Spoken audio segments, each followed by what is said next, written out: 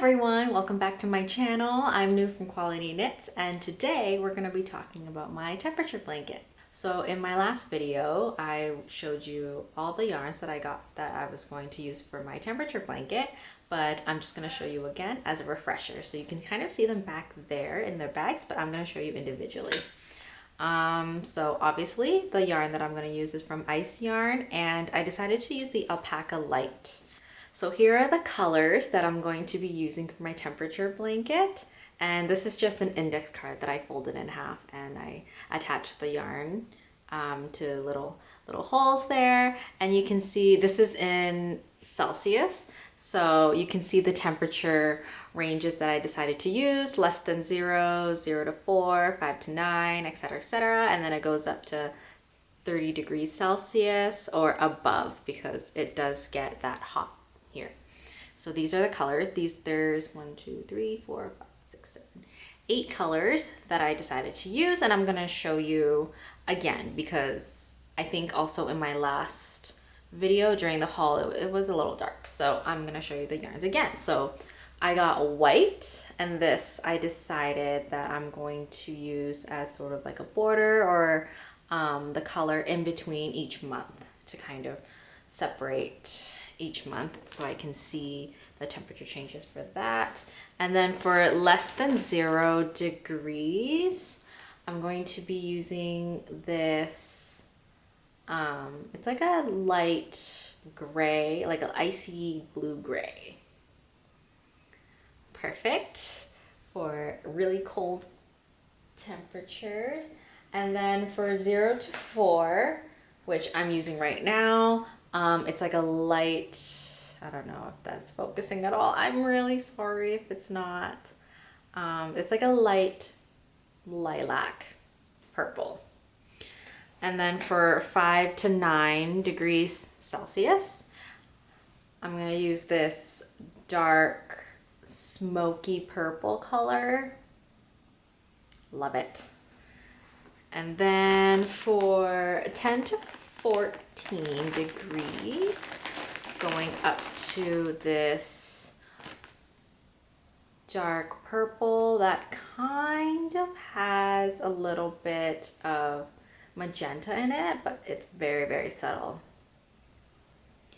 Okay, and then I'm still deciding if I want to put the pink here or the pink in between the purple and green, but I like having the pink here because it will get very hot in the summer, and just having that pop of pink will be nice. So moving on, from 15 to 19 degrees, I'm going to be using this kind of a light forest green. It is more gray toned, similar to the purple, so I thought that went well together. And then from 20 to 24, I'm going to be using this really nice teal color, or it's a little more blue. I don't know, it's like a peacock blue. I don't know, it's really pretty. Really pretty.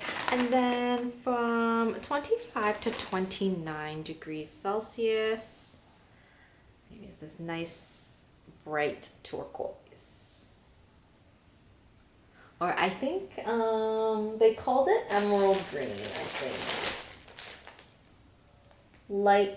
Yeah, emerald green. They called it emerald green, but it's more teal than an emerald green. And then last but not least, for temperatures above 30 degrees Celsius, this really nice magenta. And I don't know if you can also see, because the yarn has 18% alpaca wool and 20% wool. You can kind of see like the fuzzies on the yarn. I don't know. You kind of see the fuzzies on the yarn, and it does kind of come off a bit while I'm working with it, but I don't really mind because the blanket's going to be super big and super soft. And right now I'm just keeping it in this Ziploc bag, but I'm going to need a bag for for my project once the blanket starts to get bigger.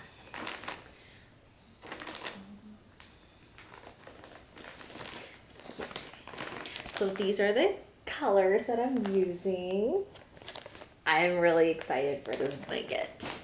I've never done a temperature blanket before, and I think I mentioned this in my last video also, but a lot of the temperature blankets that you see are crocheted using the moss stitch, and it works beautifully. And it's probably a lot easier than knitting a temperature blanket, but I am a knitter, so I will be knitting this. And it's a little more time consuming because for crocheting the moss stitch, I believe you do every other stitch. And you don't have to worry too much about changing the colors. But with knitting, you have to knit every stitch, and with changing the colors, you have to really be careful because you don't want the white to go into the next row or the purple to go into the last row. So you have to change the color right where the row ends. And that's a little stressful because I think when I first changed this color, I changed it too early or too short. So I had to really knit these last few stitches really, really tightly just to make that white go so that the purple can start right here instead of like at the last two stitch, but whatever. So the first thing that I did was knit up a little swatch with the white, and just as a refresher, the alpaca light yarn is 18% alpaca, 20% wool, 8% viscose, and 54% acrylic.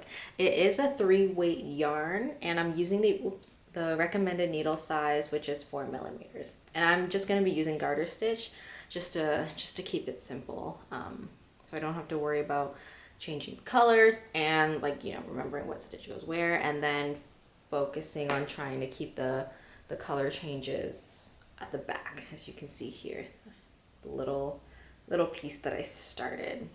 So yeah, it's a little different when knitting because when you do a color change, on the back it shows like the colors interlocking between each other, so it's not as seamless as a color change with crochet. So I figured that when counting my rows and stitches for the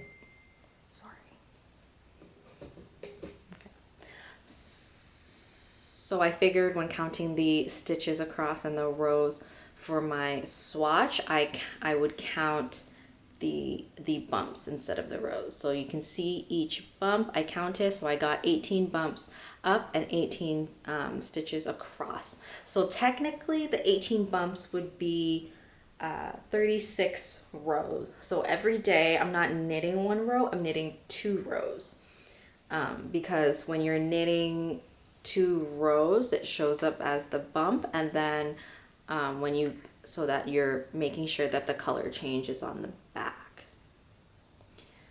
Because if I did 1 row every day exactly, these color changing rows would show on both sides, and I just want them to be on the back, so I'm having to knit 2 rows a day, which would equal to one bump, which looks like 1 row anyway at the front. So if you look here, I have 1, 2, 3, 4, 5. So I've done 5 days so far. So I've knitted 10 rows. And again, the white is just the border, so that doesn't count as a row. So yeah, so I figured out my gauge, which was 18 by 36 or 18 by 18 days. And knowing that there's 365 days a year, I'm gonna have to knit 730 rows, not including the white border. So approximately in length, my blanket's gonna be about 82 inches. Again, not including like the white separating rows between each month that I'm doing. so about 82 inches. So I figure that width-wise, I kind of want it 70 inches. And then doing all that math, I would have to cast on 315 stitches. If that makes sense. So this is what I have so far. Just a wee piece, and it's really long. I've just shoved it onto my circular 4mm needles, and I've cast it on 315 stitches, plus or minus 1 or 2 if I didn't count right, but that's fine. And I'm just doing straight garter stitch. So to keep track of the temperatures, I have this little thing that I made on Excel real quick. Each month has the number of boxes of how many days there is. I didn't label like what day it was because I could just count, you know, like 7, 14, 21, etc., etc. And up here you can see the temperature that I'm recording is in Celsius, and it's the high at 12 p.m. In Windsor, Ontario.